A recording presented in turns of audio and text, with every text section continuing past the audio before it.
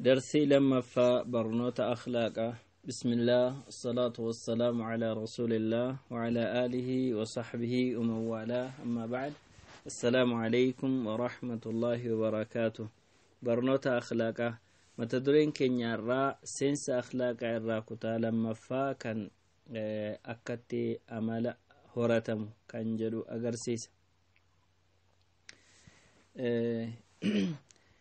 لدينا حقيقة ثابتة لا بد من ملاحظتها في مجال كل تكليف رباني، هي أن الله تبارك وتعالى لا يكلف نفسا إلا وسعها، فمسؤولية الإنسان تنحصر في نطاق ما يدخل في وسعه وما يستطيع من عمل.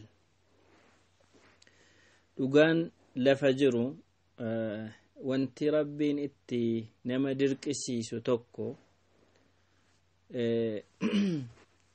waan namni hojjechuu danda'u irratti qofa. Waan namni hojjechuu hin dandeenye rabbiin itti naman gaafatu. Kanaaf wantoonni rabbiin gaariidha jedhee itti nama ajajuu fi wantoonni rabbiin barbaachisaa miti jedhee irraa nama dhowwu waan hojjechuun isaa danda'amu waan ta'eef wanti rabbi irraa dhufe kam hin danda'amu kun yeroo kanatti bakka kanatti maalitti wanti jedhamu hin jiru jechuudha.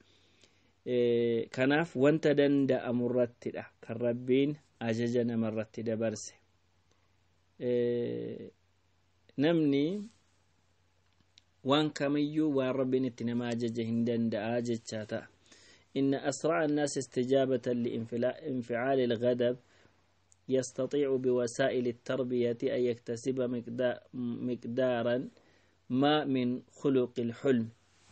فكين يا ربين دلنسور أنا ما دويتي أبسطنا ما أجاججرا وكين دلنسوق أبتشوتنا ما أجاججرا نمني دفيد اللنو توكو akkaataa ittiin akka barnootaatti yookiin akkatti amala gaarii horatu tokko yoo barate yookiin itti jajjabeeffame obsa hamma ta'e tokko horachuu ni danda'a yookiin dallansuuraaf qabu hamma ta'e tokko horachuu ni danda'a jechuudha. Kana jechuun amalli kamillee jijjiiramuu danda'a, wanti kamillee fooyya'uu ni danda'a. Kanaaf rabbiin waan hin barbaadamne irraa nama dhowwaa jechuudha. Egaan qabxiilee muraasa kan amala gaarii horachuu irratti nama gargaarantu jiru. Qabxiileen kun akka fakkeenyaatti malee kana qofa jedhamanii hin fudhataman. Inni jalqabaa fi duraa nam tokko akhlaaqa yookiin haala isaa jijjiiruuf fooyyessuuf wanti inni gochuu qabu aqiidaa isaa yookiin iimaana isaa fooyyessuu qaba. Namni waan itti amanu tokko yeroo iimaana godhatu waan itti amanee qabate sanatu akka inni iimaana isaa amala isaa sirreeffatu isa taasisa. Namni yeroo waan akhiraatti nan gaafatama, akhiraatti mindaan itti argadha, yookiin rabbiin koo mindaanaa kenna gaafa jedhu amaloota hin barbaadamne san waan qalbii isaa keessatti amanee jiru sanaaf jecha keessa hin seenu. Wantoota gaarii ta'e ammoo mindaan itti argadha jedhee waan yaaduuf irraa duubatti hin deebi'u. Kana laalchisee rasuulli rabbii alayhi salaatu wassalaam أكمل المؤمنين إيمانا أحسنهم خلقا. مؤمنتوني إيمان قوتو قبن والرأمل قاري قبن إجد. إني لما فا وانتو تواجبتي حجة إبادات أخلاقنا ما تلشوكين أملنا ما تلش. وانتوني قوتشان يوكين أمو أجنين ربين فردي فرائدة يوكي واجب قوتين من ركائي يروهن دما أكنمني حجتنا مرة بربادو كن أكنمني amala gaarii fi sirrii ta'e tokko qabatee deemuu irratti of barsiisu yookiin amaleeffatu aadeffatu gochuuf nama gargaara. Inni kunilleen calliseetuma hojiidhuma sana qofa akka raawwatamu osoo hin ta'in sila kan hojjetaa hin jirre wantoota ibaadaadha ta'anii waajiba ta'an gaafa namatti murabbiin sana hojjetee irra deddeebi'ee gaafa niyyaa gaariidhaan hojjetu amala gaarii akka inni baratu isa taasisa. Fakkeenyaaf salaanni yoo fudhatame salaanni gaafa waajiba ta'e eeggatamu itti gallisaa waan maasiyaa irraa nama dhowwu. Salaanni sochii qofa osoo hin taane wantoota fokkataa badaa ta'e jechaa fi hojii badaa ta'e irraa akka nama dhowwu dubbata rabbiin وأقم الصلاة إن الصلاة تنهى عن الفحشاء والمنكر جدا كناف أمل بدار نما دو سلاني يرو آدفة نمني أمل بدار تقلو الراج الران سانتك آتاججو namni sadaqaa kennus akkasuma lubbuu kana qulqulleessa hir'inarraa xurii hir'inarraa lubbuu ofii qulqulleessa hawaasa kana sadarkaa ol aanaatti ol fuudha inni kun hikmaasa jalqabaati akkasuma soomni kan karaa godhameef nyaataaf dhugaatii dhabuu qofa osoo hin ta'in akka namni lubbuu isaa qulqulleessee fedhii garaa garaarraa ofittisee sadarkaan isaa ol fuudhamu isa taasisa kanaaf jecha rasuulli rabbii alayhi salaatu wassalaam nam tokko nyaataaf dhugaatii dhiisuu isaa kana qofa rabbiin isarraa barbaadu kan rabbiin barbaadu hojii badaa irraa dhiisuudha jedha nama hojii badaa hojjetee waan gaariirraa fagaachuu dhiisee yookiin dubbii soba dubbate rabbiin isanni nyaataaf dhugaatii dhiiseef iddoon kennuufi jedhanii dubbatu rasuulli rabbii alayhi salaatu wassalaam hajjiin illeen akkasuma gabaabaadhumatti cibaadaan akka amalli namaa tolu nama gargaaraa jechuudha namni amala isaa sirreeffachuu yeroo barbaadutti ibaadaa wajjiniin murtabit yookiin walitti hidhata godhate ibaadaa isaa sirriitti gaafa eeggatu amalli isaa tolaa deema kana jechuun ibaadaan waan amala namaa tolchu keessaa isa tokko jechuudha wanti baay'ee walitti funaanamee amala namaa tolcha malee wanuma tokko qofa godhatamee miti qabatamee miti kan amalli namaa tolu inni biraa qur'aana rabbiitiin walitti hidhamu yookiin qur'aanaa wajjiniin saahiba ta'uudha qur'aanaa wajjin saahiba ta'uu jechuun gabaabaadhumatti rabbiin inna haadha alqur'aana yahdii lillatii hiya aqwam qur'aanni kun karaa isa sirrii ta'etti qajeelcha jedhee jira kun isa gabaabaasaati namni waan qur'aanni dubbatu jala deemu yaada isaa fudhatu gabaabaadhumatti karaa qajeelaa jala deema qur'aanni seenaa qaba gorsa qaba kan waan duniyaa fi aakiraatti nama qajeelchuu of keessaa qaba jechuudha qur'aanni waan naamusa yookiin akkaataatti lubbuu ofii qulqulleessan yaada ofii sirreessan nama barsiisa seenaan qur'aana keessa jiru waan qalbii namaa tasgabbeessuu fi lubbuun namaa baay'ee duukaa dheebottu of keessaa qaba kanaaf waan hedduutu achi keessatti argama waan ta'eef qur'aanatti hidhamuun wantoota amala namaa sirreessan keessaa isa tokko ta'a inni biraa leenjii hojiidhaan yookiin qabatamaan ta'e kan lubbuu ofii irrattis raawwatamu ofiifis hojjetamu yaani hojiidhaanis argamu kanneen kanatu akka amala horatan nama gargaaraa jechuudha kana jechuun maalinni namni tokko akka amala isaa jijjiiruuf leenjii fudhata akka tobsu akkatti kalaama gaarii dubbatu bakka sanaa akka jecha biraatiin bakka bu'u haala sila qabu badaa ta'e tokko jijjiiruu yoo barbaade kan biraatiin akka inni bakka bu'u isa gargaara jechuudha leenjii fudhachuun leenjiin isa kana gargaara kanaafi namni yoo leenjii hin jijjiirama jechuu kan agarsiisu ragaalee baay'eetu jira rasuulli rabbii alayhi salaatu wassalaam ragaalee jiran keessaa jechaadha namni of eege yookiin waman yasta'fif yu'iffuhu Allah ومن يستغني يغنيه الله ومن يتصبر يصبره الله جد رسول ربي عليه الصلاة والسلام نمني وان تكرا افقبو بربادي وان بدار افقبي قل الله بربادي ربين أكني افقبو إسا قودا نمني قد أنا مرة افقبو بربادي أكني نمتن هاجو من ربي إسا تاسسا نم أفسو بربادي ربين أفسا كناف يعني وان namni barbaadee gochuuf raawwatu ta'uu isaati kan inni asirratti agarsiisu jechuudha yaaliin kun akka inni achi fooyya'u taasisa kanaaf leenjiin isa fayyadaa jechuudha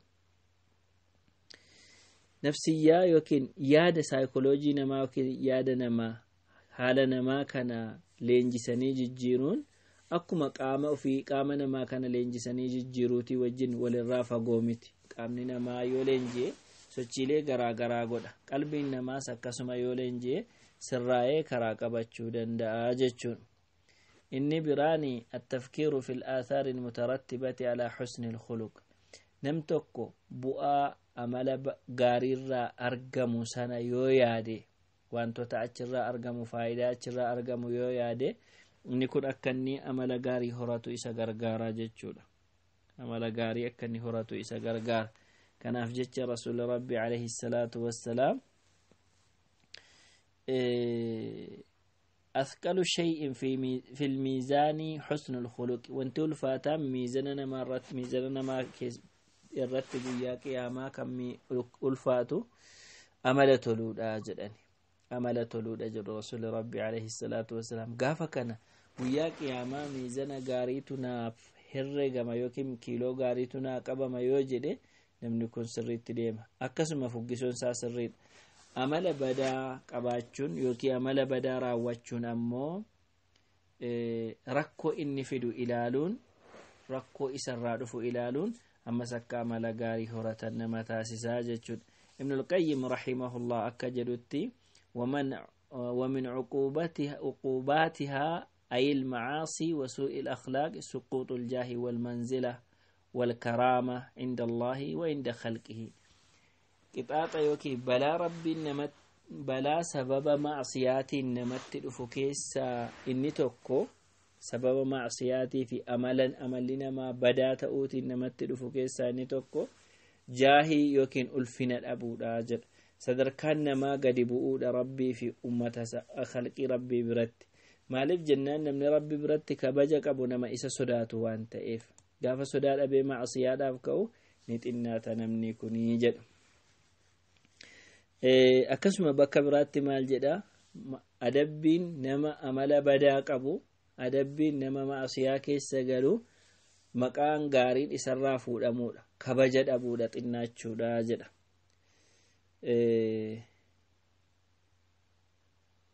inni kun egaa wantoota garaa garaa agarsiisa jechuudha. sababa kanaatiif amala baduun barbaachisaa ta'uu dhabee qabxiilee kana beekuun ammoo akka amala gaarii horatanuuf nama gargaara jechaadha. inni biraa gaariitti nama ajajanii maasiyaarraa nama dhowwuu akkasumas waan dhugaa ta'e waliif dhaamuudha akkuma quraanaan himamee jiru. kanaafi gaafa khayritti wal ajaje hamaarraa wal dhowwuu namni sanarratti hundaa'e amalli gaariin dhufuu danda'a. kunis sababoota kana namaa kennan keessaa isa biraati. kan biraan ammoo himmaa guddaa qabaachuu. himmaa guddaa jechuun namni waan guddaa yaadu iddoo badaatti hin argamu. namni yaadni isaa waan gurguddaa ofirraa qabu waan funaansa waan xiqqoo waan gadaanaa waan hin barbaadamne keessatti hin kufu jechuudha. kanaaf ibn al-Qayyim rahimahullah faman alat himmatuhu wa khashat nafsuhu ittasafa bikulli khuluqin jamiil. namni yaadni isaa guddate lubbuun isaa rabbiin sodaatee gad of qabe yaani amala gaarii ta'e hundaan ibsama namni kunii jedha. fuggisoon isaa sirriidha. kana jechuun namni himmaan isaa gadi bu'e yaani qalbiin isaa jal'atte yookiin dheebotte karaa gadhiiste amala badaa ta'e hundaan ibsamaa jedha. obsa qabaachuudha. obsi ijoo waa hundaati waan ta'eefi namni obsa qabu amala isaa sirreeffachuuf yookiin akhlaaqa gaarii horuuf isa gargaaraa jechuudha. wasbir wamaa sabruka illaa billah. obsi jedhee rabbiin itti ajaje obsi amala barbaadamu keessaa isa tokko ta'a jechuudha. akkasuma gorsa argachuun namni waan gaarii namaa dhaamuun kanneen kun akka namni amala jijjiirratu nama taasisa. namni waan gaarii namaa yoo dhaame namni biraanis namaa dhaame yaani kana jechuun namichi dhaamsi isaaf dhaamamu kun namichi gorsi isaaf godhamu kun gaafa sana laalee dhaggeeffatee jedhu dhaggeeffachuu kanarraa gorsamuu kanarraa akka inni amala gaarii horatutu dhufa. dhugaa walii dhaamuun amala gaarii walii dhaamuun isa kanarratti nama gargaara jechuudha. inni kan biraani lubbuu ofii of ilaaleetuma yookiin ammoo amala namaa laalee ofii sirraa'u. maal jechuudha kana jechuun nama daawwatii godhachuu jechaadha. nama daawwatii godhachuun akkaataa ibsa jiruutti maal jechaadha. nam tokko saahiba isaa yookiin nama wajjin jiraatu ilaala. yeroo ilaalu waan badaa isarraa arga waan fokkataa irraa arga.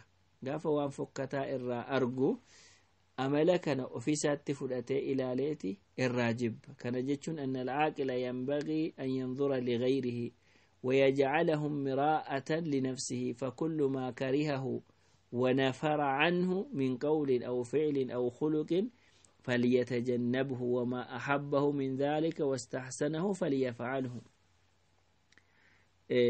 نما برا لاليتي نما برا كان وان بداتي وان جبسيساتي الرافقاتي وانتو تغاري في ببريدات أن مهرد فكناف نما كان أكداوتي إلى لا جتشو. inni kan biraani hidhannoo gaariidha. Hidhannoon kun rabbiin quraana isaatiin dubbatee jira. Barsiisaan gaariin, daa'iyaan gaariin yookiin namichi nama waamu gara diinitti nama waamu gaariin isatti hidhatanii hojii isaa ilaalamanii deemama. Rabbiinis ergamaa akkana jedhee dubbata. قد كانت لكم أسوة حسنة في إبراهيم والذين معه. هدأنو غاري إبراهيمي في نما إبراهيمي وجنجر عليه السلام إبراهيمي في نما إسا وجنجر التلتني ديمون كراسني قد أميرا جدا. هدأنون أكنا مدون فاتس التلتما نما مثالي يوكينمو فكينيا غاري تو وان غارين الراملة إلى لمجل ديمما akka jamaa'attis ilaalamee jala deemama. Quraanni kun kanuma lamaanuu of keessaa qabaa jechuudha. Kana yeroo jedhamu gaa kun waa'ee ummata darbee yoo ta'u, ummanni hamma jiru kunis yookiin ummanni kamillee yeroo kam keessa kan jiraatu nama fakkeenya ta'u of keessaa hin dhabu. Nama fakkeenya ta'u nama gaarii of keessaa hin dhabu. Kanaaf rasuulli rabbi alayhi salaatu wassalaam maal jedhu laa tazaalu xaa'ifatu min ummatii يقاتلون على الحق ظاهرين إلى يوم القيامة. هنگا قويا قيامات ومن كراق أبتني ديما كان نقارت لولن هن أبمني جلاني جرو كان جتشون يرو مكاميو نمني قارين اتدأتمي ديما مهن أبمو جتشودا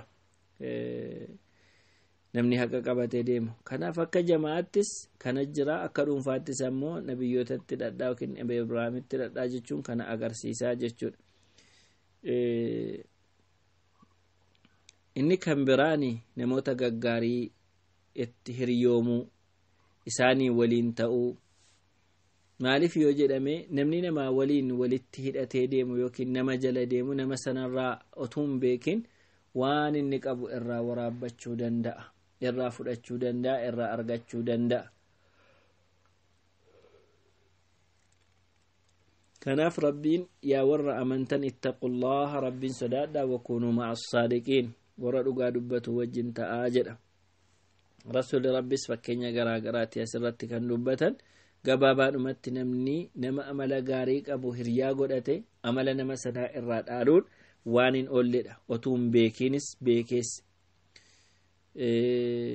Haqiiqaa nam tokko dhugaa nama jaallannaan waan amala namichi sun qabu irraa fudhataa jechuudha.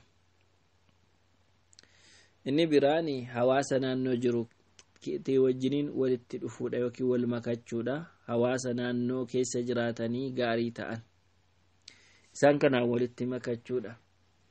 Inni kunis karaa garaa garaati kan inni mul'atu. Gaafa dhaqee hawaasa naannoo isaatiin walitti makatee jedhu isaan kanarraa isaan gaarii ta'anii gaafa jiraatan gaafa namoota gaarii ta'an ijaarama yookiin walitti dhufeenya hawaasni tokko qabu hawaasni gaarii ta'e tokko qabu keessa yeroo jiraatu osoo hin beekin hammas nama kanatti darbaa.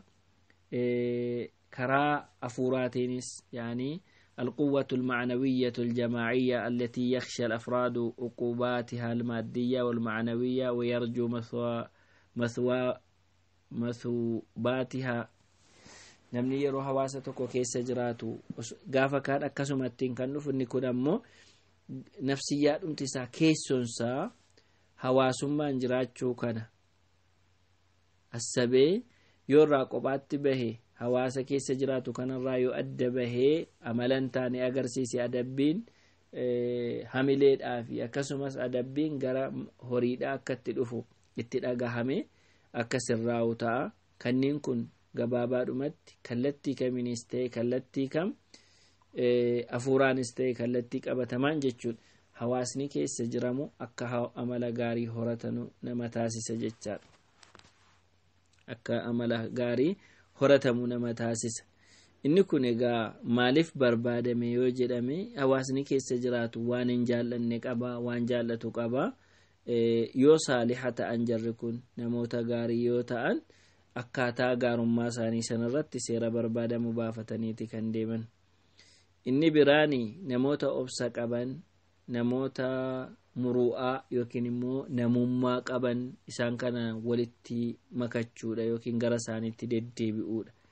namuma keessaa beekamee jiru yoo itti deddeebi'ee isaa wajjin oolee haasaasaa dhaggeeffate namni bu'aa irraa argata jechuudha. bu'aa irraa argata. seenaa nabi Muhammad alayhi salaatu wassalaam dubbisuun seenaa sahaabotaa dubbisuun wantoota amala gaarii nama horachiisan ta'a. inni gama biraan mootummaan islaamaa akka namni seenaa gaarii argatu yookiin akhlaaqa gaarii argatu nama gargaara. maaliif yoo jedhame isatti waamu itti waama nama dhuunfaas haa ta'u isa jama'aas haa ta'u seera baasee kaa'a. mootummaan islaamaa tokko seera baasee kaa'a. seerri inni baasee kaa'u kun gaariitti nama ajaja ta'ee hamaarraa nama dhowwa ta'ee gaafa argamu namoota seera kana cabsan ni adaba mootummaan. akkasumas namoota achirratti akka argaman immoo barnoota kennaa, ni jajjabeessaa, gaariitti kaasa. kanneen kun sababa namni ittiin amala gaarii horatudha.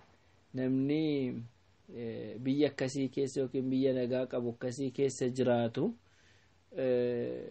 waan fokkataa dirree baheen hojjetu, yoo hojjetes kophaatti, akkasumas isa gargaara akka inni daangaa darbee dhaqee waan hin barbaadamne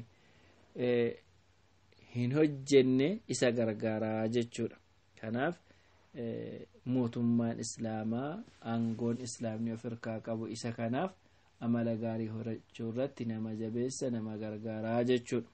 egaan mata duree al-ihsaan jedhuun hanga walitti deebinutti هذا وصلى الله وسلم على نبينا محمد وآله وصحبه وسلم.